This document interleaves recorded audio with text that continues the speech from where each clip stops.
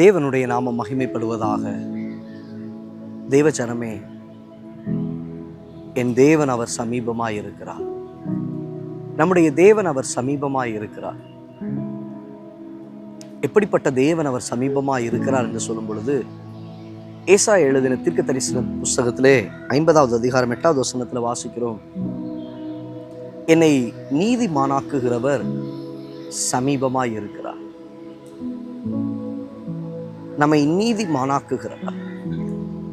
இன்றைக்கு உங்க வாழ்க்கையில் பல இடங்களில், பல சூழ்நிலைகளில் அநேகர் குற்றப்படுத்தினது உண்டு, குற்றப்படுத்தப்படுவது உண்டு. பல வேதனைகளுக்குள்ளாக நீங்கள் கடந்து போகிறதான பாதைகள் வருவது உண்டு. எப்ப பார் நம்மளை குத்தி குத்தி குத்தி பேசுகிற சில மனிதர்கள் உண்டு. தேவ பிள்ளையே, உன்னை வேதனைப்படுத்துகிற ஆவிகள், உன்னை குற்றப்படுத்துகிற ஆவிகள், குற்றம் கண்டுபிடிக்கிற ஆவிகள், வசனம் சொல்லுகிறது, உன் தேவனாகிய கர்த்தரே உன்னை நீதிகரிக்கிறவர், நீதிமானாக்குகிறவர். அப்போ நம்மை நீதிமானாக்குகிறவர் அங்கே எங்க இருக்கிறாரா? ரொம்ப தூரத்துல இல்லைங்க, உங்க சமீபமா இருக்கிறார்.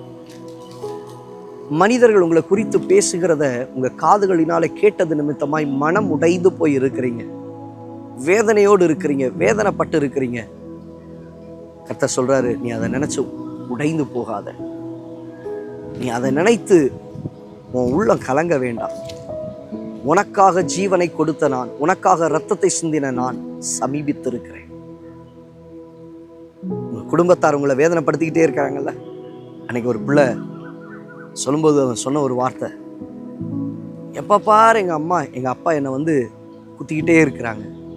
இன்னொன்று தெரிந்து கொள்ளணும், நல்ல காரியத்துக்காக சொல்லுகிறது உண்டு. ஆனால் சில நேரங்களில் நம்ம செய்யாத சில காரியங்களை சொல்லி நம்மை குற்றவாளி ஆக்குகிறவர்கள் அநேகர் உண்டு.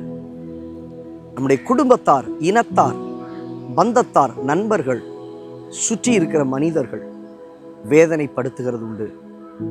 ஆனால் வார்த்தை சொல்லுகிறது, உன்னை நீதிமானாக்குகிறவர். மற்றவர்கள் உங்களை குற்றவாளிகளாகவே, துன்மார்க்கராகவே, பாவம் செய்கிறவர்களாகவே பார்க்கிற நேரத்தில் தேவனாகிய கர்த்தர் உங்களை எப்படி பார்க்கிறார் தெரியுமா? நீதிமானாக பார்க்கிறார். உன்னை நீதிமானாக்குகிறவர் சமீபமாய் இருக்கிறார்.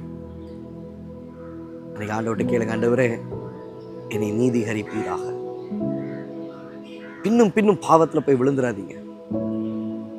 கொஞ்ச நேரத்துக்கு முன்னாடி ஒரு சகோதரர் அழைத்தார்.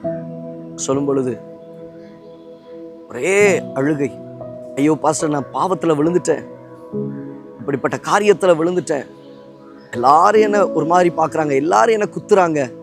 அவருக்கு சொன்ன ஒரே ஒரு வார்த்தை, இருக்கட்டும் பிரதர், நீங்கள் செஞ்ச தவறுக்கு ஒரு வேளை செஞ்சுருக்கலாம், ஆனால் இன்னைக்கு ஆண்டவர் சமூகத்தில் உங்களை மன்னிப்பு கேளுங்க, ஆண்டவர் சமூகத்தில் உங்களை விட்டு கொடுங்க. உங்களை நீதிமானாக்குகிறவர் சமீபமாக இருக்கிறார். உங்களை அவர் பரிசுத்தப்படுத்துவார். உங்களோடு கூட கர்த்தர் இருப்பார். கண்களை முடி ஜெபிக்கலாமா?